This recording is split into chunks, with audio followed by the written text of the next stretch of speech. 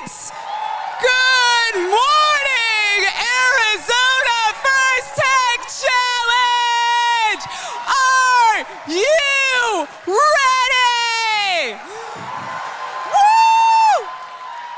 Test. Let me hear you say it. FTC, FTC, FTC, FTC, FTC. I can't hear you. You're way too quiet, folks. It's kickoff day. Let's get loud. Let's go. Oh. Water game confirmed.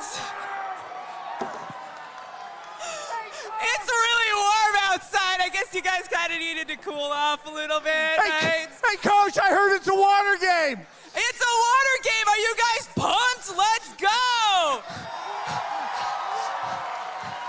I'm coming up there. It's a water game. It's a water game. Anytime I get to see Dave Flippers, anytime we get to hang out in flip-flops and ducks, you know it's a good time, right? Water game. Okay, let's go. Ready? Water game. Water game.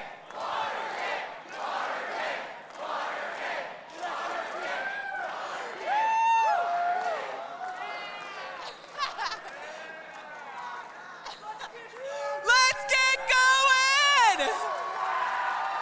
Woo!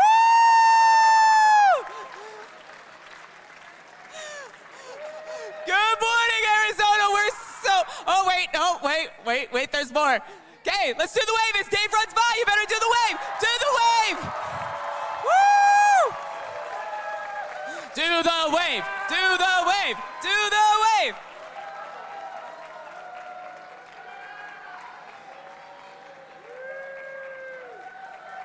This is insane.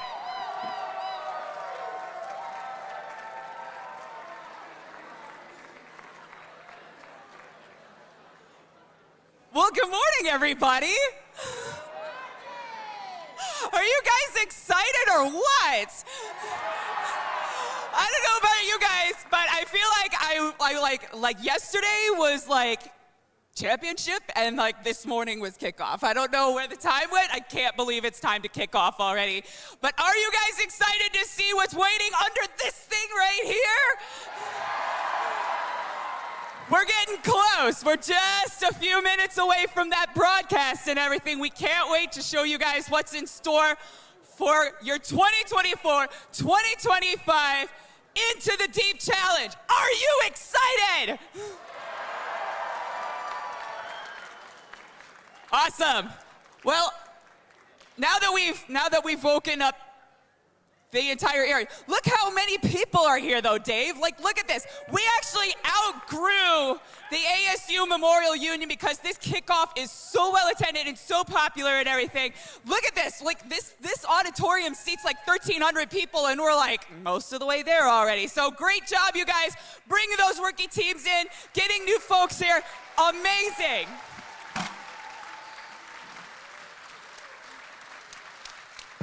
Well, I think we're about ready maybe for a couple of introductions. My name is Christine Sapio. I'm one half of the program delivery partner team. I send emails.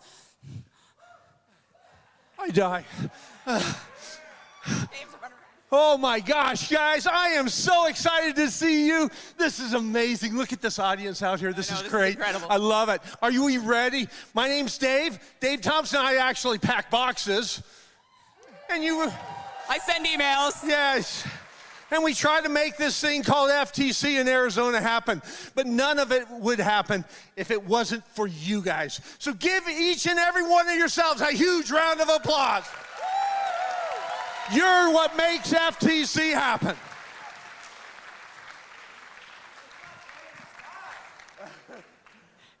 We're going to call you Dive all season. We're going to call you Dive Dave. Dave Dive. I like it. All right, folks, I always like to say this is my opportunity while I have a captive audience to give you a little bit of information. So bear with me here for just a few minutes. There's a lot of really neat updates coming down that we're going to hear about today and everything. We're so glad you guys are here today. We're so grateful to all the folks that volunteered to host workshops today so that you guys can start the season off strong and ready to go and everything. But like, we want to recognize a few folks and give you guys a little bit of information. Go, Matt, go. Awesome. Okay. Folks, you got to understand that this entire region is run by volunteers, okay? Not a single one of us receives any kind of paycheck for doing what we do. We do it because we love it, and we do it for you. So if you are a member of the Arizona Planning Committee, please stand up, and let's give them a huge round of applause.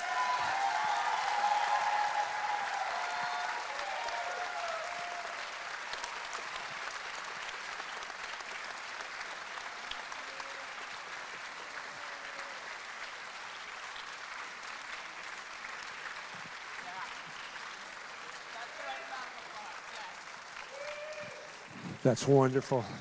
That's what it's all about right there, isn't it? These folks are amazing.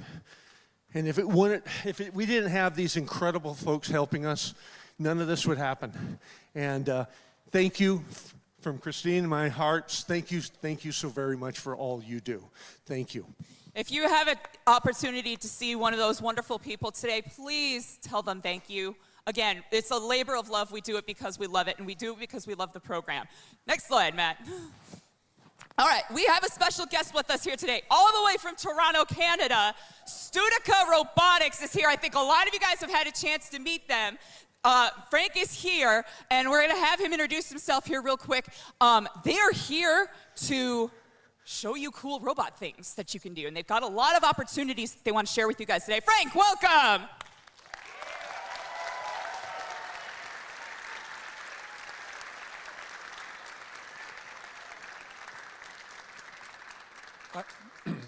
Good morning, everyone. I'm really excited. Just listening to both of these two, I can't stop smiling. But welcome, everyone, and I look forward to meeting all of you. Please come and visit me I think we're going to have a workstation with all the products, so you can have a look, have a feel, check out the products, and ask us any questions. We've been around for 39 years, believe it or not. I know we're new to FTC here, but we've been around 39 years. We have a lot of experience.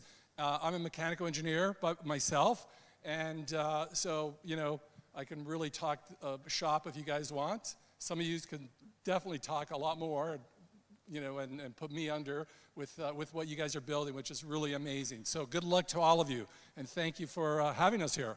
Thank you, Dave. And thank you. Christine. Thank you. And I heard through the grapevine that there's going to be raffles. If you go to the Studica, they're going to be every half hour all day today. You can go into the Studica workshop and everything, get your hands on some robots and stuff. I hear he's giving away, a robot kit at the end of the day? He's going to give away a full Chive chassis and the starter kit with it. There is thousands of dollars that he's handing away. So please make him feel welcome and come on over with that and everything. Make him go find out what they have to do. Coach, all right. I just want you to know, last year, I had an amazing opportunity. Yeah? Yeah, I really did. I got to see and talk with and really experience in depth some of the most amazing students in Arizona. And you know what those students are? Our Dean's List semifinalists. That's exactly right. Folks, you have this incredible opportunity to spotlight those top students. The first students are incredible, but every team's got that one or two that you're like, this team would not run without those kids. And we have the opportunity to meet them and to interview them. And you guys really showed up last year. Last year, I think we doubled the number of nominations that we had in this region. And I want to see tons of nominations and everything. So don't forget, if you have sophomores or juniors on your team, you have the opportunity to nominate them for the first Dean's List. I've got a couple of Dean's List semifinalists and finalists myself on the Coconuts. We've got a couple on our team. Raise your hand if you've been in that position. Yeah. They will tell you. And if you were nominated for first Dean's List last year, will you please stand? If you were one of those students. Yeah.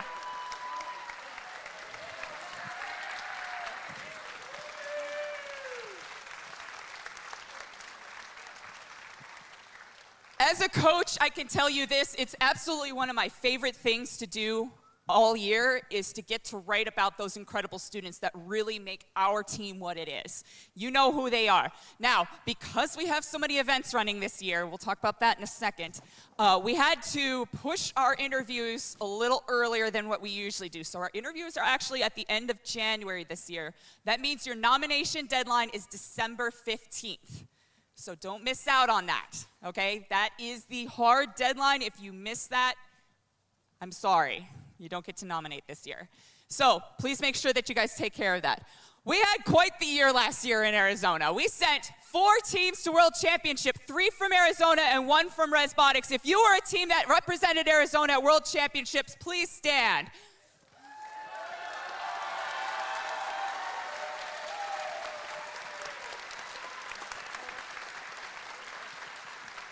And that includes our Dean's List finalists. Out of all those nominations we had, we sent 3 students to World Championships as our Dean's List finalists. Would you guys please stand as well?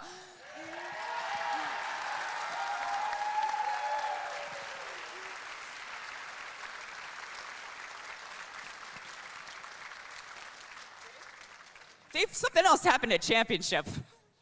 Well, you know, it was amazing because we got to actually go and see every one of those teams that were there. We got to support them. And some crazy thing happened while we were there, too. It was weird because, you know, it's been a labor of love. The entire program, everything we run. Running the Coconuts, it's been 18 years when I started that team. And all along, we had a vision. And we had a mission. And the mission wasn't ever once about receiving an award or anything like that. It was about changing culture, changing Arizona and making it the best it can be. Look at you guys, that's where it is. It's because of you. And it happened to be that our name was actually announced at World Championship as the World Championship Hall of Fame First Impact Award 2024, one of 35 teams in the world. Come on over. Nuts, come here. Come on down, Nuts. Get over here.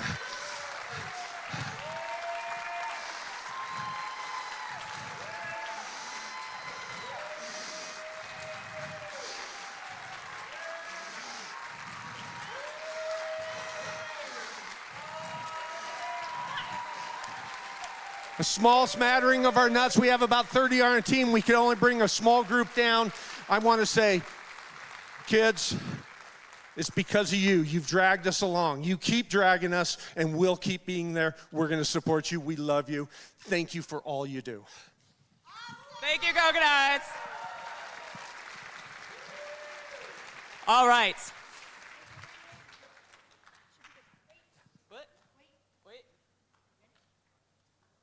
Okay, we're good. Freeze that moment in time here. We're about 15 minutes away from starting the video, but I'm going to. Don't you worry. All right, back. Okay, so we got a couple of logistics here, folks. We have, as of a couple of days ago, like 21 rookie teams in Arizona already, and kickoff hasn't even happened yet. 21! Are you veteran teams ready to dive deep with our rookies? Yeah. But with that, coaches, we're really talking to you at this point. There are a few things you've got to do in order to play, okay? In order to actually be able to compete officially as a team, we only ask a few things of you, okay? One is, you got to pay your season entry fee, but if you have applied for a grant, make sure you hold off on that. But you can go into your dashboard and say, yes, I'm coming back this season, okay? It's number one. Number two, you got to have 2 coaches registered with your team. Gotta, okay? And they got to be cleared through the YPP program. And then you got to register your team through your dashboard. And if all of that made no sense to you whatsoever, Patty is going to help you with that today. Patty, please stand up.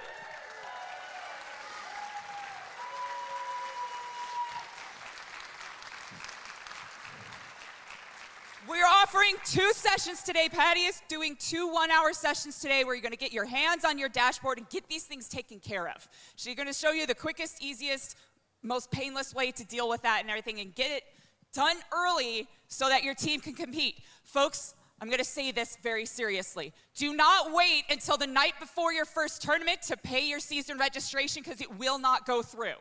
It takes at least 48 hours for it to do it. And if you do it at 10 o'clock on a Friday night, it's gonna take until Monday the following day, at least, for that to come through. So please, please, please don't wait on that, all right? Because we don't want to call you up and be like, sorry, I can't play. And as much as we'd want every one of them to be able to play, we can't. It will not work in the scoring system. We can't get you in. And so please, please, please. You know, and Patty, it's not just for rookies, is it? Not just all. For rookies. Come on in, all coaches. Let's see Patty. She's going to help you out with that. Thank you, Patty, for all of it. Thank you, Patty. All righty. Next up, folks, every single one of you should have that bookmarked somewhere. That is how you're going to know what's going on in Arizona. That is our blog. If you haven't been to the blog lately, there's a lot of great stuff on there for you. There are links to commonly used resources. I have about 5 or 6 grant applications on there to help you get some free robot parts. We have, as the season goes on and we start getting into our season, we will put up advice from our key volunteers. Rich and Robert frequently put together a guest blog and say, hey, this is the common things we're seeing in competition. Make sure you don't make these mistakes. Packing lists for events. How to figure out what event your team is in and see who's playing with you. And my favorite is I always try to find themed memes to put on there.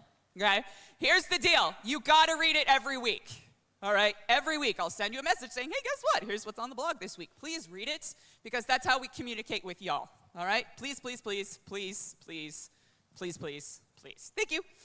All righty, speaking of qualification tournaments, it's been kind of an interesting week. 48 hours ago, we didn't actually know where our championship was. We do now. It was kind of a scary lead up to kickoff and everything. We've been talking to some new folks about hosting championship and everything, and we'll talk about that here in just a second. We are opening qualification tournament registration at 10 a.m. That is after the broadcast today. You can start signing up for your qualification tournaments, your qualifying tournaments. We have 11 for Arizona and 1 for our brand new Resbotics region. So please get on there and start letting us know where you'd like to play. I'm going to make those first round assignments a week from Monday, so you don't have to do it like right this second, but please try to do that in the next week. Tell us what your preferences are, and I'll start making those assignments for your first and your second events. And then a week later, I'll make your assignments if you're going to play a third event. Okay? We've got a lot of space and everything, but we also have a lot of rookies.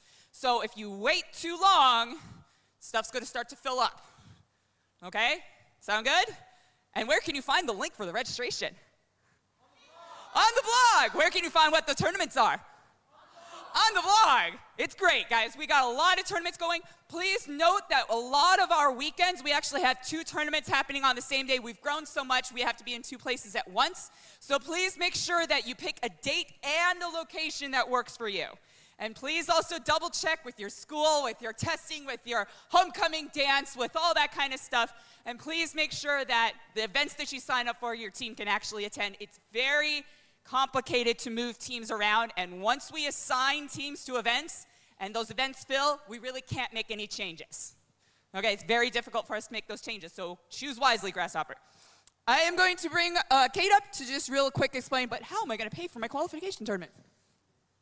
Hello. So we know that registration can be really expensive, and we do our best to make that affordable for teams. But if you're in a position where that isn't affordable for you, we have a Coconuts registration grant for this year. And so if you scan that QR code, which I'm sure is also on the blog, and you fill out that form for your team, we as the students, these people here, will review your application and then award that grant to the teams that we deem qualifying. And that can be up to half of your registration fee. So, yeah, do it. Folks, that kind of generosity is what FIRST is really all about. Remember, these folks are the ones that actually run your program for the whole region. So your entry fees go to their team. We can't spend a penny of it without their permission. So they say, yeah, go ahead and buy fields. Ooh. I wonder what's under this thing. Awards and T-shirts and all that kind of stuff, and travel for our key volunteers and everything. So that generosity is really what FIRST is all about. Thank you, Coconuts. All right, I think we're getting close. We are so excited to announce that our Arizona Championship is back on a college campus. This year, we are going to be at Embry-Riddle Aeronautical University in Prescott, Arizona. They are looking to offer scholarships. They want to talk to you guys. They want to see the amazing things that you come up with when you dive deep. They want you guys there, and they want you bad. If you've never been to Embry-Riddle in Prescott, the very first thing you see when you drive up is an airplane. It's a T-38. It's incredible. It is one of the top engineering and aeronautics schools in the entire world. They have 2 campuses, one just an hour and a half north of here in Prescott, and one in Daytona, Florida, and it is incredible. They have amazing, amazing programs, and they're really excited to share that with you guys. That is February 21st and 22nd. If your team qualifies, start making those reservations and everything. Prescott is it's actually my hometown. It's actually where I grew up. Prescott is very, very just open to a lot of, there's hotels everywhere. There's great places to eat. It's a very, very welcoming community for that. And we're super excited to have that on a college campus. Please also remember that we're going to do judging Friday night. So make your travel plans accordingly. Your team will get to come in, do your judging, so that we can offer you as many matches as we can for that championship event.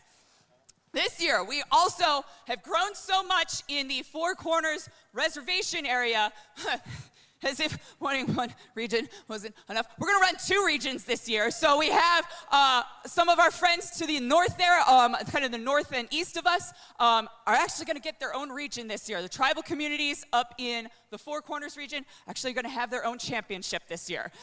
So if that's you, we're going to talk to you all about that. We're going to go up there, and we're expecting that to grow to about 20 teams in that area this year. So it's going to be pretty, yeah, it's growing fast. It's pretty amazing. And then, of course, you never know what's going to happen, right? If you ask any of those teams that represented Arizona in World Championships if they thought they were going this year, they're going to say, no, it was a total surprise. So plan ahead. Do your fundraising like you're going to championship, because you never know if it's your name that's going to get called. Sweet. Oh, my gosh, I only got 5 minutes. Go, Matt, go. I think we're missing a slide, Matt. Nope. There's an update slide. That one, good, okay, yay Matt. Okay, folks, we have only had the game manual for like a week, okay? But there is a lot there. There are many, many updates and changes that are coming to the tournament structure. This goes for students as well. Your scouting crews, your presentation teams, all kinds of stuff, your group that's doing your portfolio and things. A lot of things are changing this year. Just a high-level overview of some things that are getting updated this year. Your team updates and Q&A system are getting changed. How you communicate and ask questions is getting updated. There are several updates to awards. Some awards are no longer going to require a portfolio. Some will not. Read the manual for those criteria. The number of awards that are given at each event is going to get updated, and it's going to be based on the event size. Okay, they've given really clear guidelines on how that works. The advancement order is changing this year. What? Yes. Who goes when? You know, when we get there and Susan gets in her little, like, Burka lounger and puts her feet up and starts leading the advancement list, that order is going to change this year. Okay, that's a big deal because it affects your alliance selection process. So please make sure you read through that. The playoff structure is getting updated this year. Gone are the days when when the 4th seeded alliance has to play number 1 twice and hope for the best. Now we're playing in a double elimination format. So you have a chance of working your way back up to the finals, even if you're playing that 1 or 4. And the number of alliances is also going to change depending on the size of the event. Read the manual, okay? And the alliance size is also changing.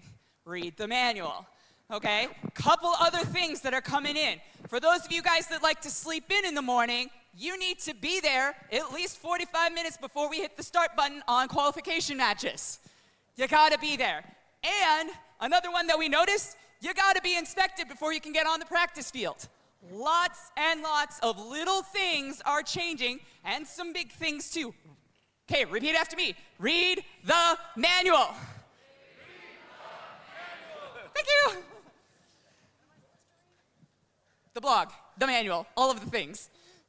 Dave and I started reading it on the drive down. We only got through 61 pages of the 142. Read the manual. It's all together. Yes, you need to read the whole thing. Go ahead.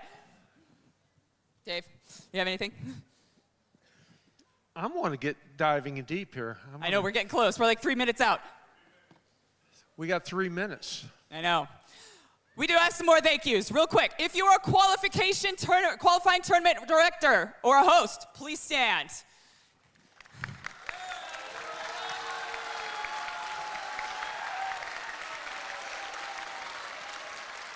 These folks give us the ability to have events all over the state. Because they're so important, planning committee, please stand again. Because we love you.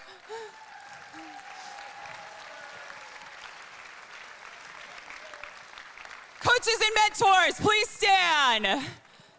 Coaches and mentors.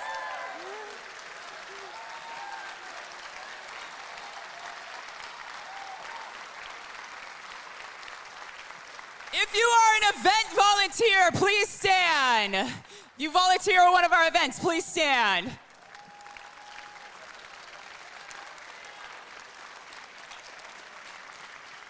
And our workshop presenters today. Folks, we have 28 workshops for y'all. Please take advantage of that. Please stand.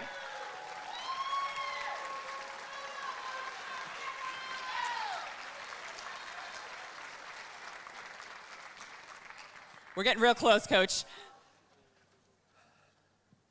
We could always bring Grace up. She's got all the jokes.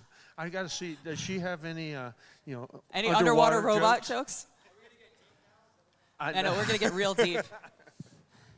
All right, couple of things for you to scan here. Workshop schedule is there. You received a copy of it when you checked in with Susan this morning. There's a lot of you here, and my copy machine is unreliable. So that's how many copies we have. So please use the digital version. Those are around everywhere. If you are a teacher, please also scan this form because you can submit for a certificate for professional development hours for NAU for coming to this event. And teachers know that professional development equals money. So please make sure you do that. Take advantage of that. It's a really generous offer from NAU that we can do that. I think we're getting really close here, Matt. Matt's going to cue up our countdown. Is that right? We're like a minute away. Can you guys stand it? Oh my gosh, we got you up first thing in the morning. You guys have been amazing. We're almost ready. Here we go. Let's get them loud. Let's stand up. Let's get ready to dive deep here. Everyone, stand up. Let's hear it for it. FTC.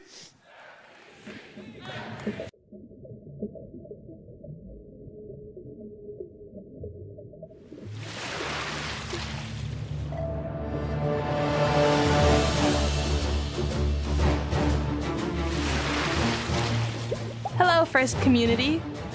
Teams, coaches, Mentors. Volunteers. alumni, sponsors, parents, friends. Everyone. We are the 2024 First Tech Challenge Dean's List Award winners, an honor to be your host for today's celebration. Welcome to the First Tech Challenge 2024-2025 season kickoff and reveal of Into the Deep, presented by RTX, all part of the first dive season presented by Qualcomm.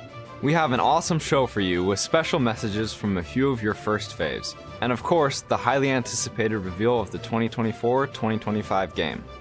All of the Into the Deep game materials will be published on our website after the broadcast, so please use the website as your reference during the season. But before we dive in, here to share his excitement is First Chief Executive Officer Chris Moore. Hello, First Tech Challenge community. Welcome to a new year of problem solving, creativity, and discovery. I'm thrilled to be part of today's reveal of Into the Deep, presented by RTX.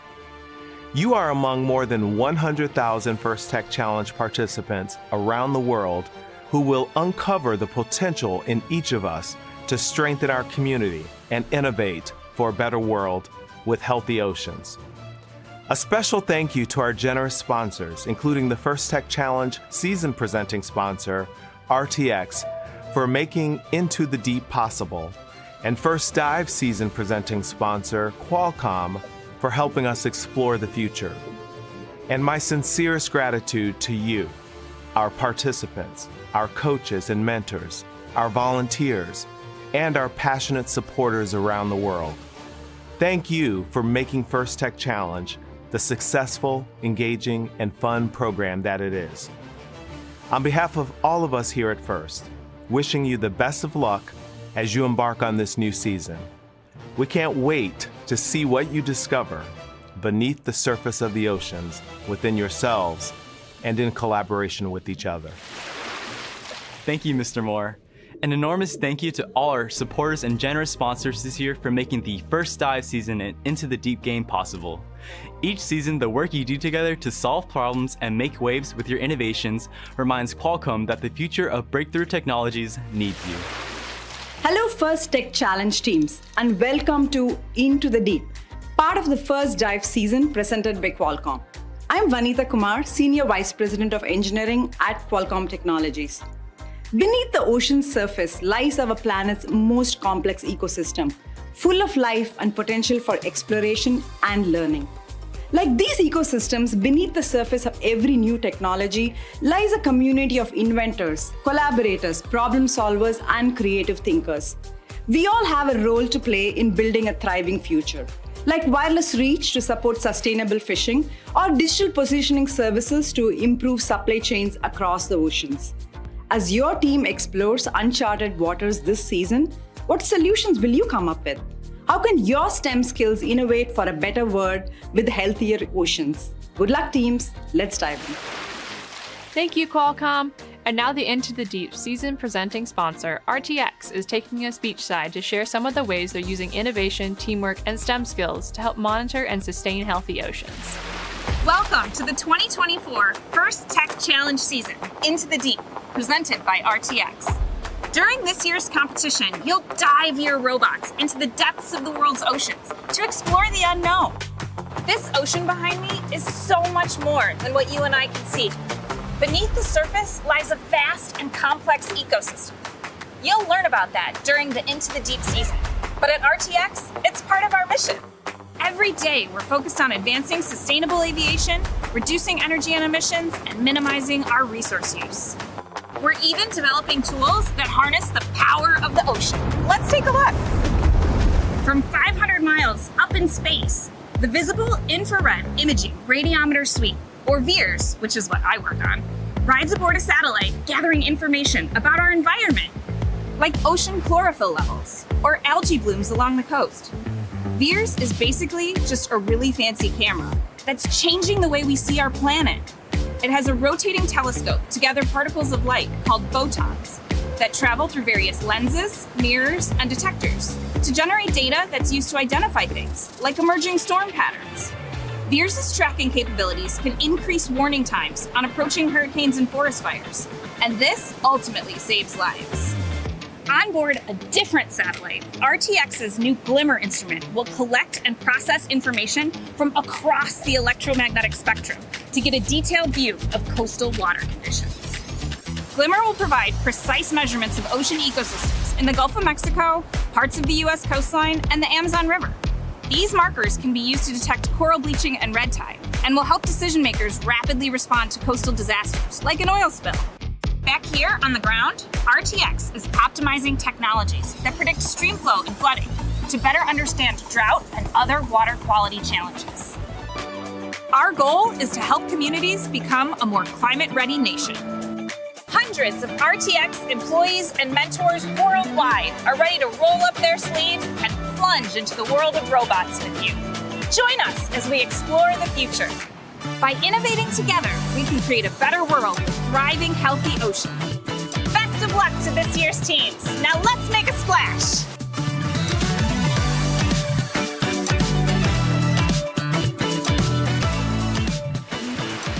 Wow, thank you, Julie, for giving us a closer look. And thank you to the more than 500 RTX employees who are First mentors.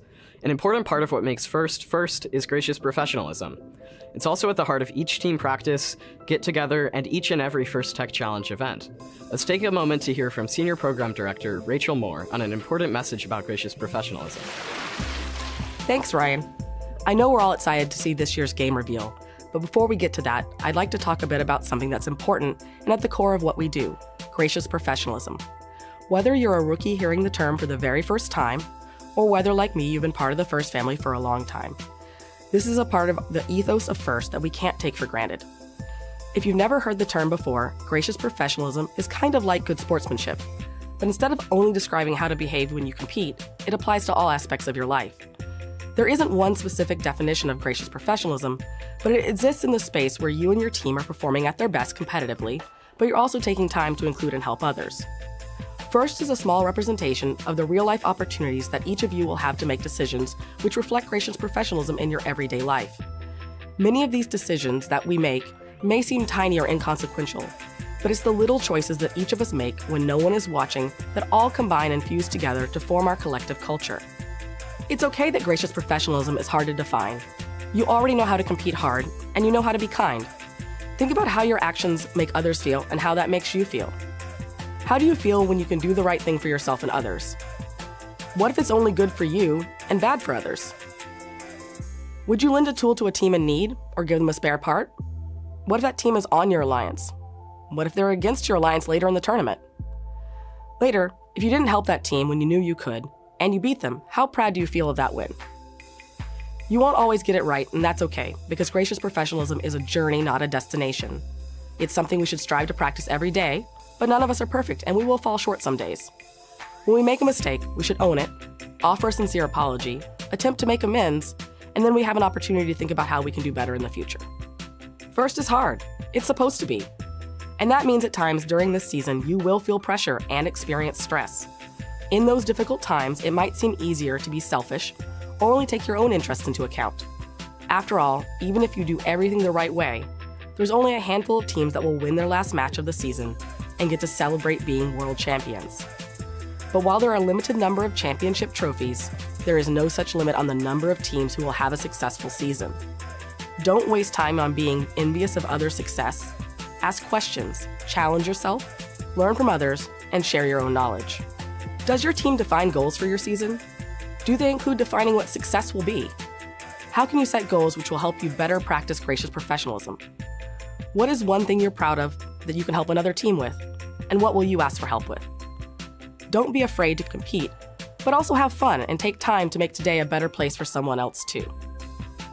In this Into the Deep First Tech Challenge season, remember, a rising tide lifts all boats.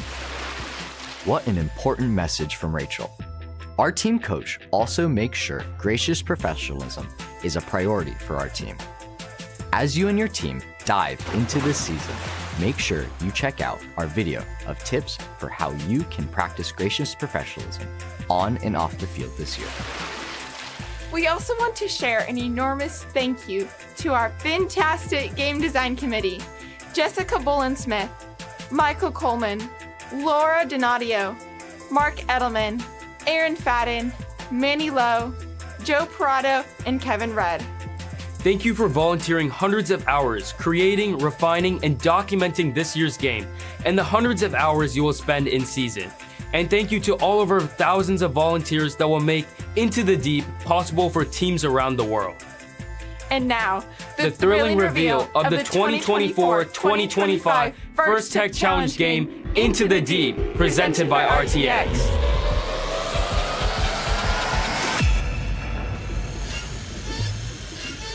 Welcome to the First Tech Challenge 2024-2025 season game, Into the Deep, presented by RTX.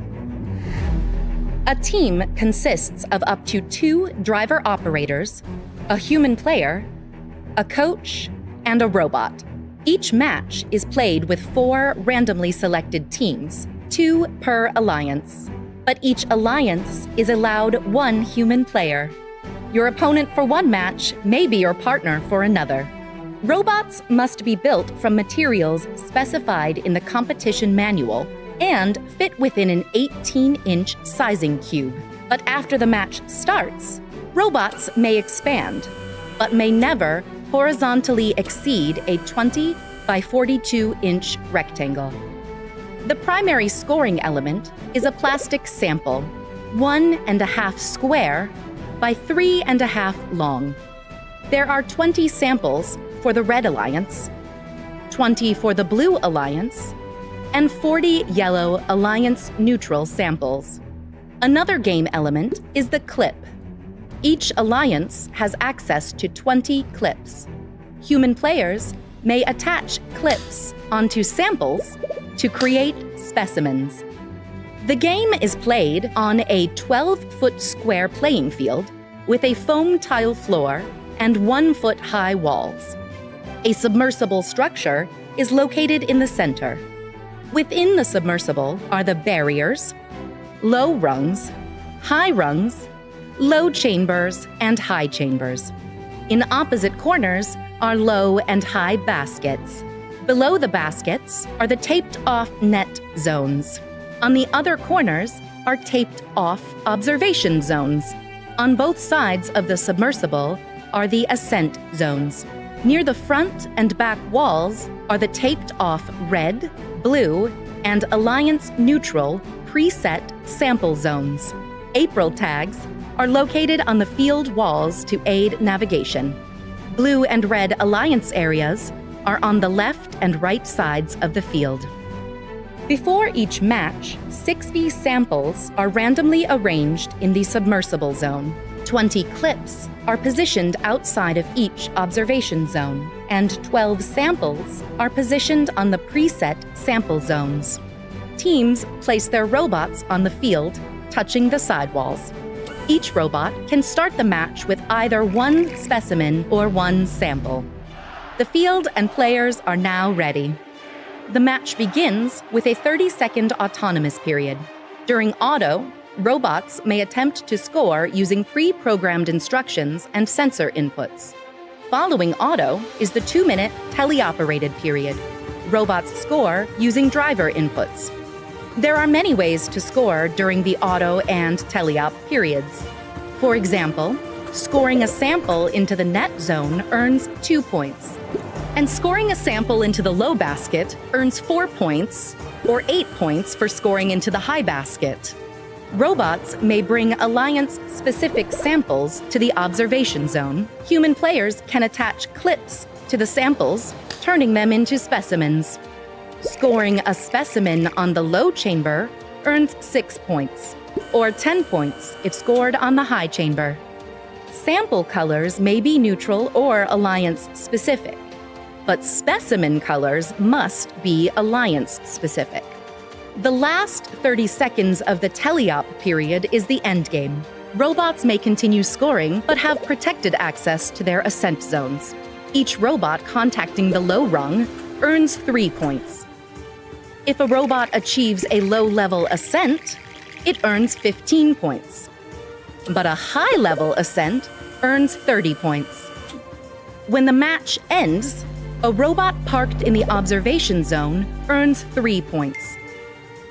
There are many ways to score in Into the Deep, but there are also rules that, if not followed, will result in foul points being added to the opposing alliance's score. A robot cannot enter the observation zone if a human player is in that zone. Scoring elements may not be launched. During endgame, robots may not interfere with other robots in their alliance's ascent zone. This has been a summary of this season's game, Into the Deep, presented by RTX. For complete rules, please read the competition manual and check the Q&A forum. And always remember the most important rule of the first Tech Challenge: gracious professionalism. Good luck, teams, and have a spectacular season. Wow, this game looks incredible. I can't wait to dive in with my team. A special thank you to volunteer Kevin Thorpe for the beautiful animation, and alumni director Michelle Long for narrating. For a deeper dive on gameplay strategy, visit our Game and Season page after the broadcast for links to detailed field walkthroughs with First Tech Challenge project manager Aaron Fadden and the game animation. We can't wait to see your creative solutions and robots in action on the field. Everyone's invited to explore Into the Deep. If you haven't registered yet, there's still time to join in on the action. Visit our website for details and steps to get started. Already on a team? Check out our free social graphics, recruitment posters, logos, and more. And be sure to tag First Tech Challenge on your team's social posts. Thanks for joining us to kick off the season and for being a part of the FIRST community. Good luck, teams. The ocean awaits.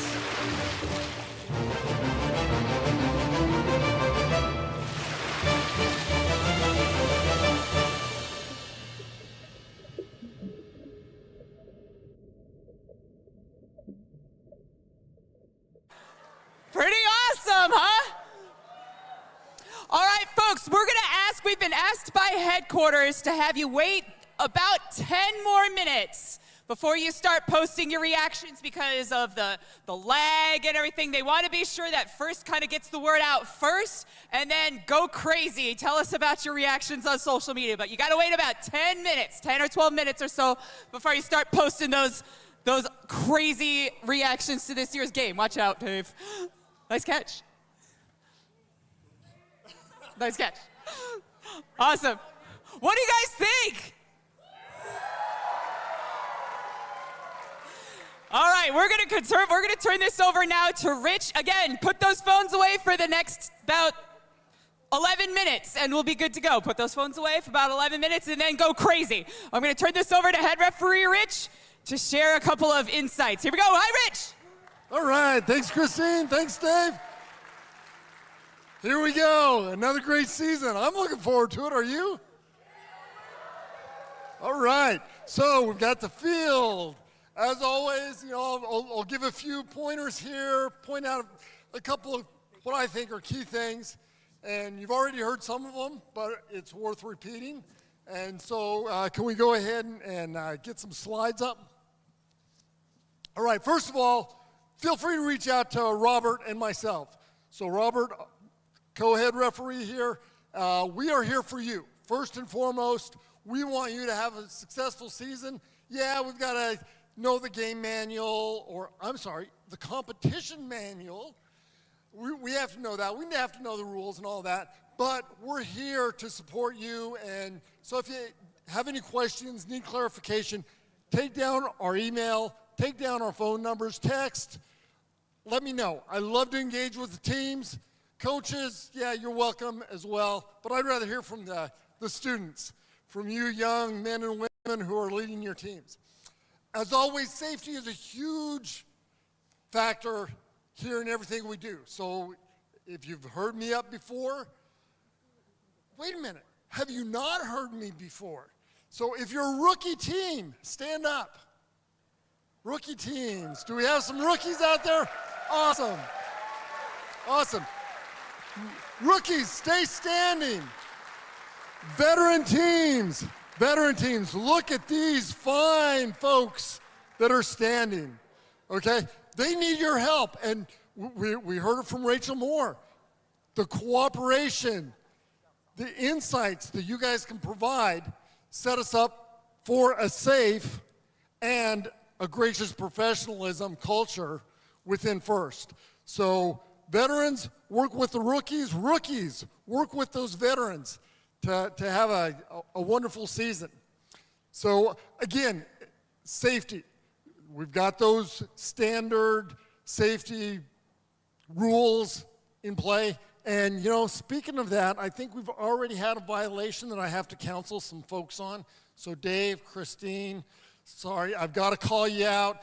You need to wear closed-toed shoes. I don't want to have to do it, but next time it could escalate to a yellow card or a red card. Remember that gracious professionalism. All right, so you've heard Christine mention it. You've seen it up on the board. We've got a new game manual, competition manual. 1, not 2. Should make things easier, but it's nice and thick, okay? What are we going to do with that? There you go. Read it and read it again. For those veterans, we know who the veterans are, rookies, you'll hear this every year. You got to read the manual. The game manual has changed quite a bit. So if you think you're in the groove, you've had a team for a while, things are looking good, you're feeling comfortable, guess what? There are changes that you need to be aware of. And Rich, those changes are for new to all of us. Okay? Yes. This crew has been running the First Tech Challenge program in Arizona for the last 15 years. And there are new changes for us too. So guess what we're gonna be doing too?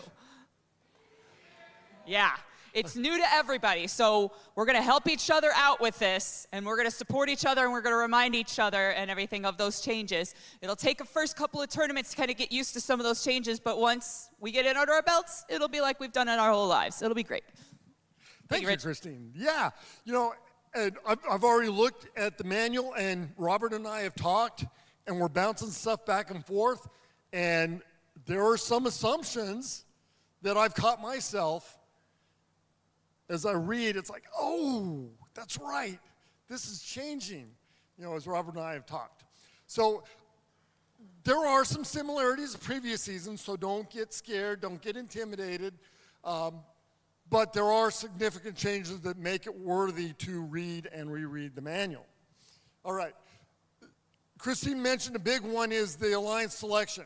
The alliance selection and the playoffs are completely new this year. And for those, if you've dabbled in FRC world, you'll notice there might be a little bit of alignment coming in, which for me being a head referee at both levels, you know, I kind of like. But for you teams, it's a great way to segue if you have aspirations to go into FRC. You know, this is kind of, it's setting the foundation. And so it's really some neat changes that I like to see. All right, next slide, please. So again, definitions. Can't stress the importance of understanding the definitions as you start strategizing and approaching the gameplay and how you're going to work with your alliance partners. A lot of the definitions remain the same. Some definitions have gone away, like you may not see inadvertent and inconsequential anymore. So that's one rule. But definitely need to understand how the samples merge with the clips to come up with a specimen. And what a specimen is,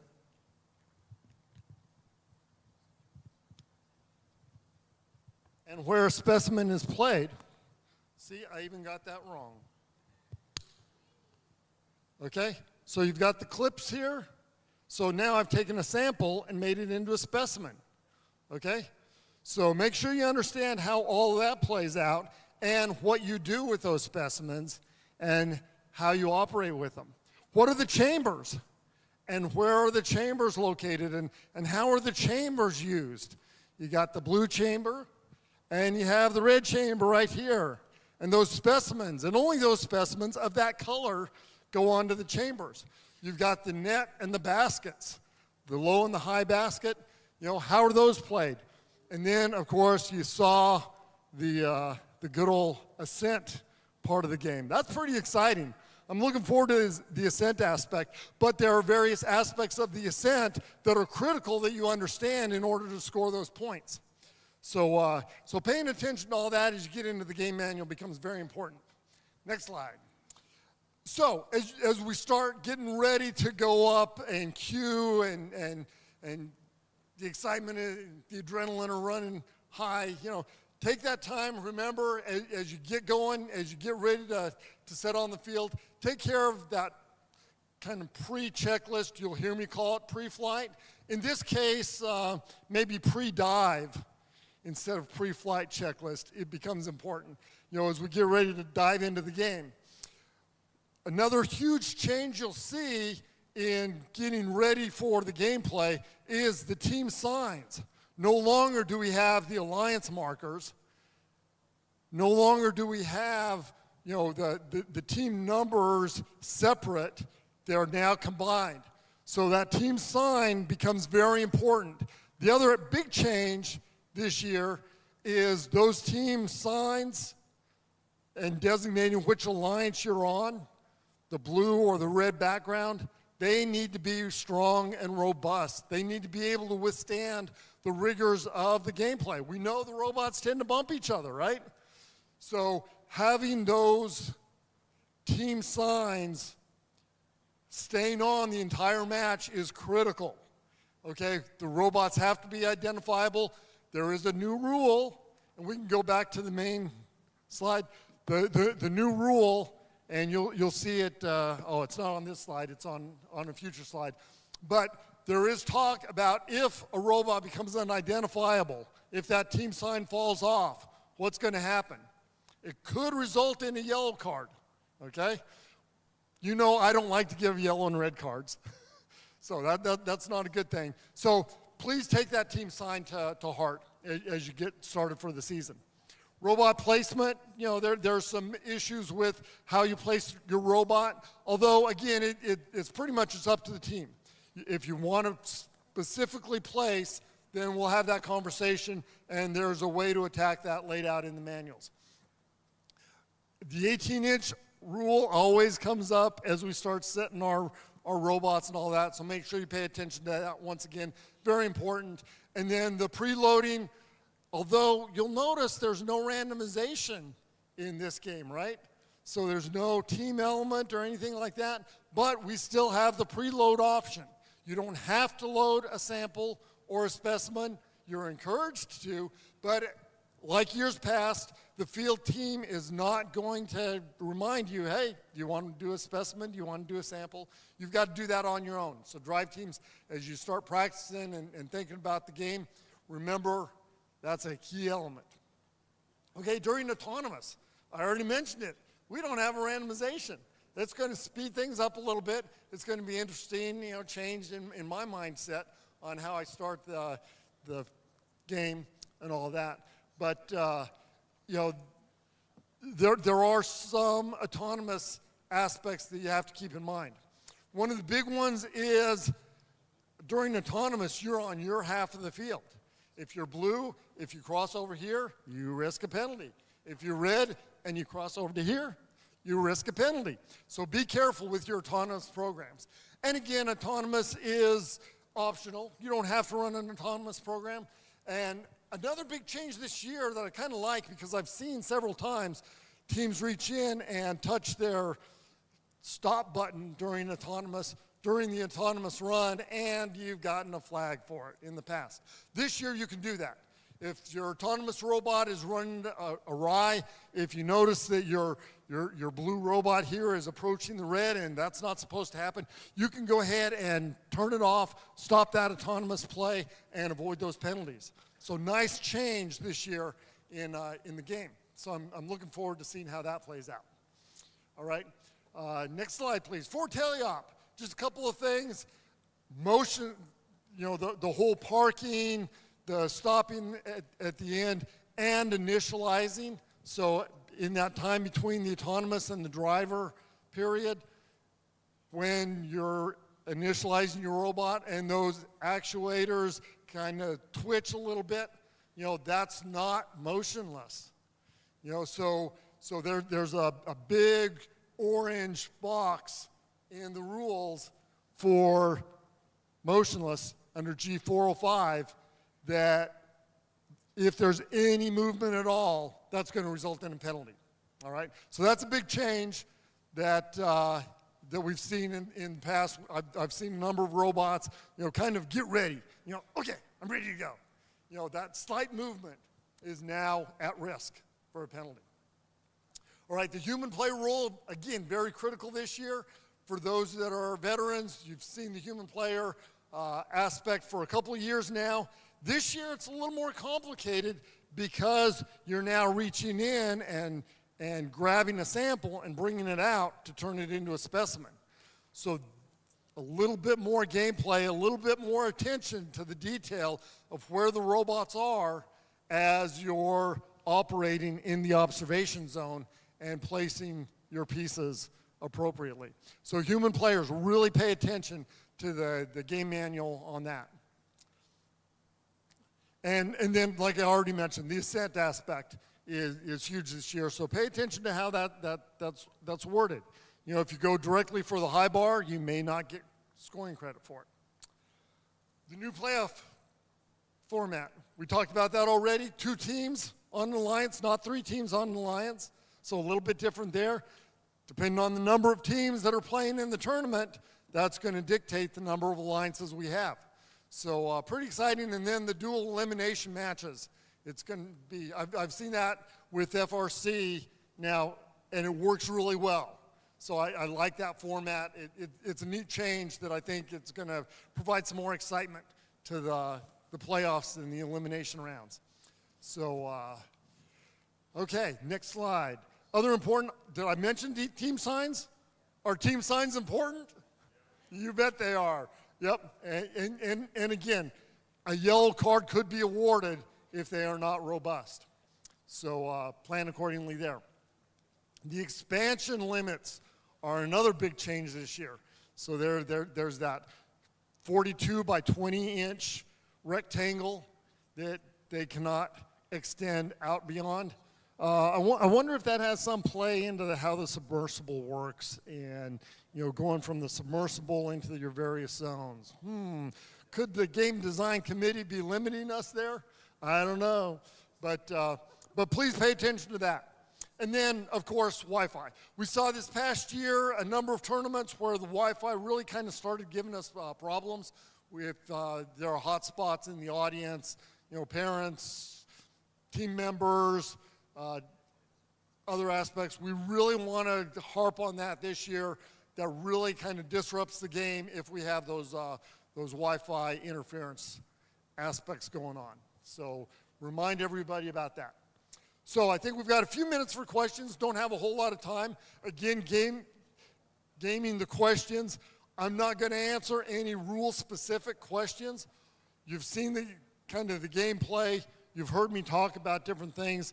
You'll be able to read about all this stuff and how it all plays out. But if you've got any general questions, anything that's confusing from the videos or any insights, we'll do our best, but I may push you off to the competition manual. Okay, so do we have another microphone that we can have being run around if anybody has any questions? Thank you, Matt. So I'll open the floor now for questions. Starting over here. Yes, sir. How tall are the nets? Again, zone. Yep, the baskets, I don't know the exact dimensions, but again, the competition manual will have that laid out, and that's definitely a good consideration. Can the randomized game elements be stacked on top of each other, or do they all have to start on the ground? Run that by me again. The game elements in the middle, can they start stacked on top of each other, or do they all have to be flush on the ground? Yeah, it's completely random inside the submersible. So you may see some that end up stacked. You may see some that are leaning on each other. Do you have to go to the middle bar first in order to get to the high bar, or can you go straight to the high bar? That'll be in the competition manual. Yep. Questions like that. The competition manual is your go-to for doing all that. So kind of those kind of questions, I'm going to throw back to you to come to me with the answer on as you get access. We've got a couple of questions. So, sorry. Is there a max weight / part limit?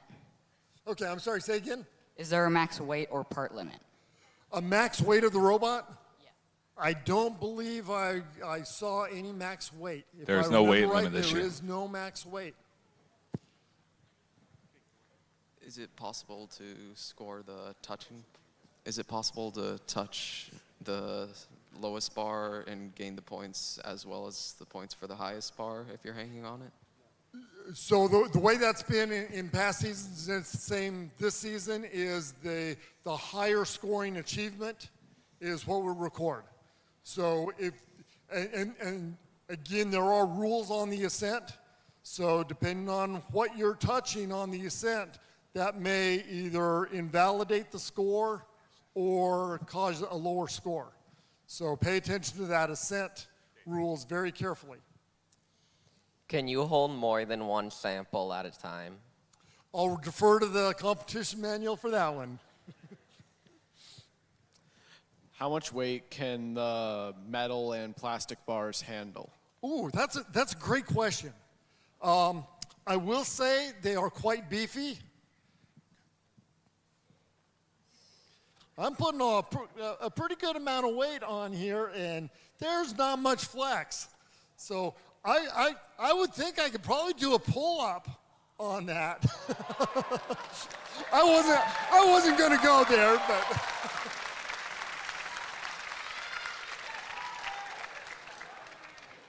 Yeah, Can I? Excellent question. Go ahead. During your presentation, you made a specimen to show how the clip attached to the block, and then you hung it on the side of the field. Is that an option for human players? Is that a what? Is that an option for human players to hang it on the side of the field for robots? So, or do you have to put it on the floor? Oh, okay. So hanging it here on the side? Yep. I'll defer to the competition manual, but I will say I haven't violated any rules when I was doing that. You can do that. As long as it's within the human player zone. So either side. Oh, is there another way the clip can attach? You know, it's going to be interesting to see how this plays out. And if you're on a field reset crew, because I know a lot of the teams out there help host our qualifier tournaments.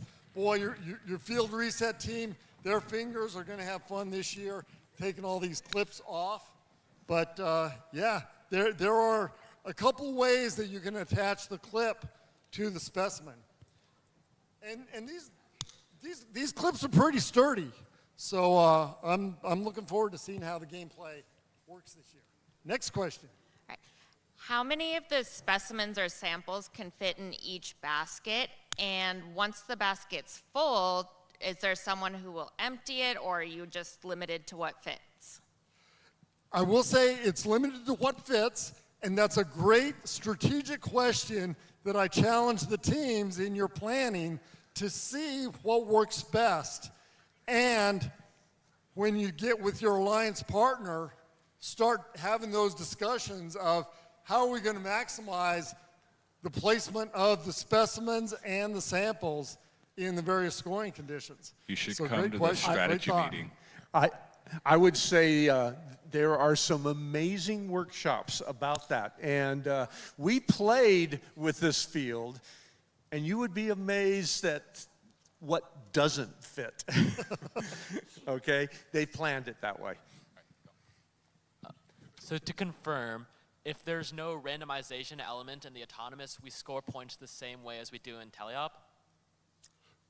Yes, you'll notice that actually, usually whether there's that randomization or not, the points during autonomous traditionally have been a little bit higher level than during normal gameplay. You'll see in the scoring aspect of the competition manual that autonomous points are pretty much the same as the teleop scoring points. So it's an interesting change this year without that randomization.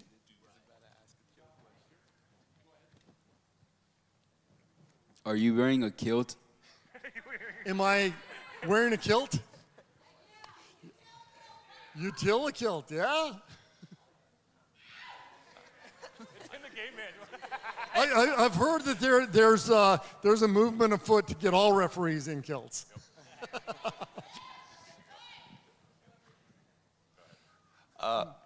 So the placement of the pieces at the start, those are standard, as in vertical with the hole facing oriented the way that they are. There's no variation in that. They're flipped down. For some reason, they're up. I haven't, the field reset manual has not come out yet. So based on some of what we've seen, we think this is, but they could be laying down. Okay, so those are some changes to watch for. Can two teams score into the same basket at the same time? That's actually good clarification for the game manual. I don't recall seeing any prohibition of that as long as they're the same alliance scoring in the basket. So if you've got both red robots coming in to score the basket, it is a confined area, so there might be some challenges there, but both scoring at the same time, I don't think there's anything prohibiting that. Not that I've seen it. What's the circumference of the bar? That'll be a great one to look in the competition manual for. How many samples or specimens can a robot hold at a time? Oh, another great question that's in the competition manual. It might be controlled as in previous seasons. There may be one key aspect of that. But I'll let you look at the game manual for that one. Okay, I do have the mic. All right. Are human players allowed to use tools to make clipping the specimens easier? No, unless there is some disability that needs some exceptions, and those can be granted. But as a whole, they're fairly easy to put on. You know, it doesn't require any special tools or anything like that. But again, if there are people that are human players that have a disability that we can accommodate, we will definitely work with them on that. Next question. Where are we? One more. Two more questions. Got one? Okay, we got one over. So when the human player is taking the sample out to turn into a specimen, can they take more than one out at a time? Oh, that's an excellent question. And off the top of my head, I know it's in the game manual. So it's something that we'll refer to the game manual. But I don't remember reading that in the game manual. So I've got to do some research too. So thank you for that question. Robert, do you know the answer to that one? We have time for one question in the back here. Go ahead. How many competitions are in Arizona for FTC? I believe we threw up 11 competitions, 11 qualifiers. Yep. So we've got a lot this year. We head refs are going to be busy. And the other head referee that you'll see at some of the tournaments, Wade Batson, you've seen him before. I'm sure if you've been to several of the tournaments, yeah, he's exploring the D. Well, maybe not the D, but I'm sure there's some snorkeling involved. He is out on the ocean. So as a retiree from our naval service, I am looking forward to getting back into the sea.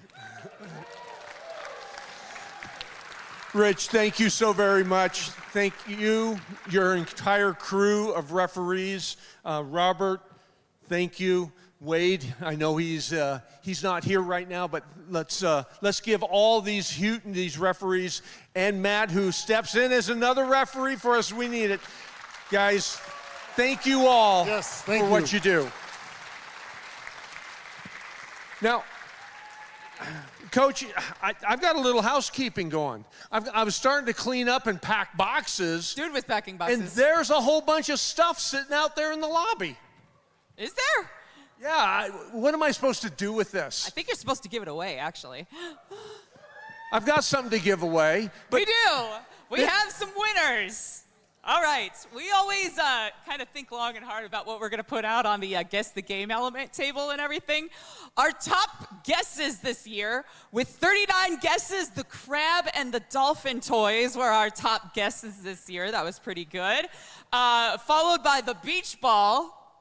Best $1.50 I ever spent was turning loose that beach ball there. Yeah, that was a lot of fun, huh? Followed by the red and the blue rings, and then the duckies took fourth place on the most number of guesses. But the game element that was out there that actually is a part of the game is those black clips. And now you can see that that's what changes your sample to a specimen. So we had 4 folks actually guess that correctly, and they're each going to get what is that? Each of those that had guessed correctly are going to receive a Sudica Robotics Servo Power Block. Woohoo! All right. We had 4 folks guess that correctly, so come on down if your name is called Esther from Team 10529 Dragons. Come on down. Daniel from Team 2679 The Barking Bolts. Nice job. Congratulations. Salvador from Team 14254 The Nightlights, come on down. And Madison from 23766 The Aztecs, nice job. They didn't fall for our trickery. I just want to point out that a good portion of the stuff that was out there actually was in past year's games and everything. It was kind of fun for us to go, wow, that was a long time ago now. So we do have a few logistics. We need to, could we get the workshop schedule back up on the screen so everybody can grab that?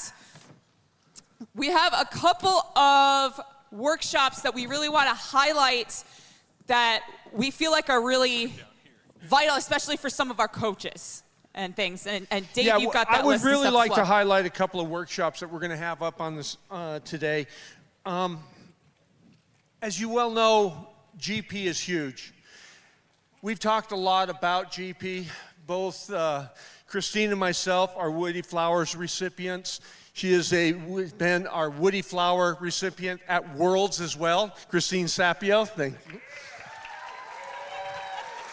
We've had the distinct pleasure of working with Woody and actually speaking, and his actual last presentation at Worlds, we were keynote speakers with Woody Flowers. An amazing opportunity. The man was amazing.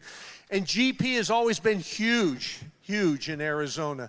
And we want to be the model state to show it. And you folks will do it. So I ask again that every coach take an opportunity. Please go see. Take the time for youth safety. Susan and Annalisa, the PDP for FRC, is going to be presenting about GP. So please, let's go ahead and share our thoughts on how we can make it even better in Arizona. So please, let's think about that. That is actually happening at 2 o'clock and 2:30 today in room H12. Another one I want to make sure to mention is in room H8. We have the Coach Mentor Cafe. And coaches, we want you to come on in. Please come to this where we can share ideas. The coaches are putting together a network where they are sharing emails with each other as a way to communicate. And we get asked this every single year. Christine and I say, can we put this out and do it? By privacy laws, we can't as first, but that doesn't mean you can't. So we can set it up, and Stephen has been gracious in doing that for the last couple of years, and we'd like to continue that. So please, that is happening at noon in room H8. That's Coach Mentor meeting. As part of the housekeeping, H building is across the way. It's the 2-story. 1 through 7 is on the first floor. 8 and up is on the top floor. If you're going to the G4 room, it is behind the stage. You follow these signs. If you're going to G4, you'll go through these doors right here and go up the hallway. Excellent. Thank you, Matt. And a note on that as well, folks. We have 9 different rooms that are hosting workshops at the same time, and they are all booked start to finish throughout the day here. So workshops will start here at 10:15 here in about 25 minutes. If you go into a room and it's packed wall to wall, pick something else and then go back to that. Every single workshop is getting offered twice today so that you have the chance to see everything that you need to. We also really encourage you to make a plan within your team so that you can get to as many of those workshops as you possibly can. We have workshops that are, yes, focused on the robot, the mechanical, the programming, all that kind of thing too, but we also have a lot of great offerings for outreach, for advocacy, for what to do once you graduate from FIRST. Grace is going to offer an alumni workshop. Grace and Madison are offering an alumni workshop. They are both graduates from the program and have had a lot of success afterwards, especially if you're a junior or senior getting ready to graduate. We have how to build your resume using your FIRST experience. A lot of those things are very valuable to you past high school. So take the time to take a look at those. But please don't go packing these classrooms, wall to wall, and then have, just 1 or 2 people in the next room and stuff. Spread yourselves out, spread your team out so that you hit everything that's available to you and you can bring that information back to your team and share. And one last one I want to make mention for our rookies. Rookie coaches, will you please try and make it to the Rookie Coach Mentor Q&A? I know you don't even know what questions to ask yet. That's fine. Neither do we. And we've done it 18 years, all right? But we're here, and those amazing resource is going to be those other coaches, and we're going to introduce you to them. And I have a couple $1,000s in giveaways for rookies, so please come show up. Yes, we have goodies to give away. One other thing on the coach kind of get together, that is where we will give you your game piece to go home with your team. We're going to give you one of the samples. We're going to hang on to the clips, but we're going to give you the samples to go home with your teams. I believe released already are the schematics to actually 3D print those clips and to 3D print those game pieces if you have that capability. So we will send you home with one sample per team. But we need to do that in an orderly fashion at the coach workshop and everything. So we'll check your team off the list as we hand that to you. So make sure that we know how many more game pieces we need to order. And that's the generosity of the Coconuts that allow us to do that. That will be at the workshop. Do not take the stuff off of this field. Do not take the stuff off. So thanks for that reminder, Christine. If you are 3D printing clips and samples, please, please, please, please do not bring those to the competition fields during the season. Leave those in your pits because these are very precise pieces that we're using on the gameplay, and we don't want to get 3D printed parts mixed in with the field parts. Very important. And just one last note I forgot to mention is Anna in room H3 is going to be providing resources, coaches' resources. So if you're new and you're trying to figure out what the heck is available for us, Anna is graciously going to be offering a workshop twice there. And yeah, there's, like we said, there's things for everybody. Vicky back there, she's going to be offering some of the updates on some of the awards and stuff. It's short and sweet and everything because we had to kind of get everything in there. There's so many things that we had to offer this year, which is great. Let me see, is there anything else I forgot? Oh, and don't forget, Studica is going to be in room H9 all day. And he's got a lot of goodies to give away, like we said, up to and including like a rookie robot kit. That's going to go home with somebody today. So he can't take it on the airplane with him back to Toronto. So please make sure that you kind of go visit him and thank him for being here. Who's excited to come actually play with the field? Alrighty, a couple of housekeeping things for this venue. Notice that the stage is not that big and there's a lot of people here. When you're coming up on the stage, you have to use the staircases or ramps. You cannot climb up the stage and you cannot jump off the stage. Keep in mind when you're on the stage, you could fall off, so pay attention to where you are. Again, please do not remove any of the samples or clips from this field. Don't walk away with them. You can play with them and everything on the field, just don't walk away with them. This is one of the competition fields. Anything else that I missed? Places for lunch. So we do not have any lunch here for all of you guys, but there is stuff all around here. If you go down to Elliott, you've got Mod Pizza, Chipotle, Freddy's down there. Over up the road here, you've got Cane's, Wendy's, all this different stuff. There's stuff all around here.